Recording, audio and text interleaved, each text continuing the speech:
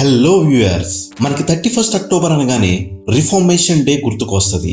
అసలు what is reformation day అని తెలుసుకోవడానికి ముందుగా మనం ఒక గొప్ప వ్యక్తి గురించి తెలుసుకోవాలి. ఆయనే మార్టిన్ లూథర్.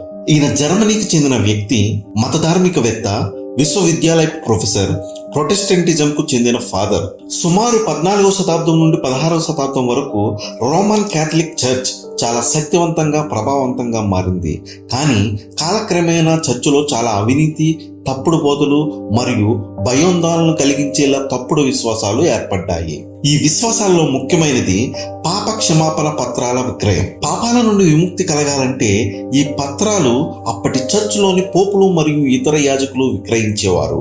వీటిని ఇండల్జెన్సెస్ అనేవారు. వీటిని చనిపోయిన తమ కుటుంబీకులు ఎవరైతే నరకంలో ఉన్నారనే విశ్వాసం కలిగి ఉన్నారో వారిని పాప విముక్తులను చేయడానికి బ్రతికి ఉన్న కుటుంబ సభ్యులు డబ్బులు వెచ్చించుకునేవారు.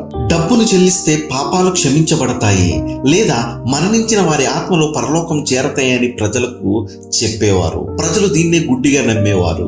దీనికి ప్రధానమైన కారణం బైబిల్ ప్రజలకు అందుబాటులో లేకపోవడం. ఆ సమయంలో బైబిల్ లాటిన్ భాషలో మాత్రమే ఉండేది, సామాన్య ప్రజలకు అందుబాటులో ఉండేది కాదు. ఫలితంగా ప్రజలు యాజకుల మాటలపైనే ఆధారపడేవారు, సత్యం తెలుసుకోలేకపోయేవారు. మానవ సాంప్రదాయాలు దేవుని వాక్యానికన్నా పైచేయి సాధించడం జరిగింది. ఇలాంటి పరిస్థితుల్లో 1517 అక్టోబర్ 31న మార్టిన్ లూథర్ తన 95 సిద్ధాంతాలను, థీసిస్ ను పవిత్ర రోమన్ సామ్రాజ్యంలోని సాక్సోనీ నియోజకవర్గంలో విట్టెన్బర్గ్ లోని ఆల్ సైంట్స్ చర్చ్ తలుపు మీద మేకుతో కొట్టి అతికించడం జరిగింది. ఈ థీసిస్ లో ఆయన చర్చ్ లో ఉన్న తప్పులు, ఇండల్జెన్సెస్ విక్రయం మరియు మానవ సాంప్రదాయాల మీద ఆధారపడిన బోధనలను సవాలు చేశాడు. ఈ సంఘటనతోనే ప్రొటెస్టెంట్ రిఫార్మేషన్ ఉద్యమం మొదలైంది. రిఫార్మేషన్ యొక్క ముఖ్య సిద్ధాంతాలు ది 5 సోలాస్ గా ప్రసిద్ధి చెందాయి. సోలా స్క్రిప్చరా, సోలా ఫైడ్, సోలా గ్రేషియా, సోలస్ క్రైస్టస్, సోలి డియో గ్లోరియా. ఈ రిఫార్మేషన్ ప్రభావం వల్ల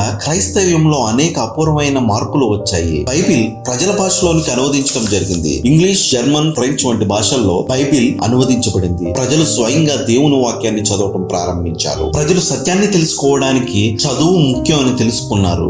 అనేక పాఠశాలలు, విశ్వవిద్యాలయాలు ఏర్పడ్డాయి. ప్రొటెస్టెంట్ చర్చిలు ఏర్పడ్డాయి. బైబిల్ ఆధారంగా స్వార్థను బోధించాయి. ఉదాహరణకు లూథరన్, బాప్టిస్ట్ చర్చిలు మొదలైనవి. ఈ రిఫార్మేషన్ డే మనకు ఏం గుర్తు చేస్తుందంటే బైబిల్ చదవాలి, అర్థం చేసుకోవాలి మరియు దాని ప్రకారం జీవించాలి. ఎందుకంటే దేవుని వాక్యం మాత్రమే సత్యం మరియు అదే మన జీవితాన్ని మారుస్తుంది. Thanks for watching. Praise the lord.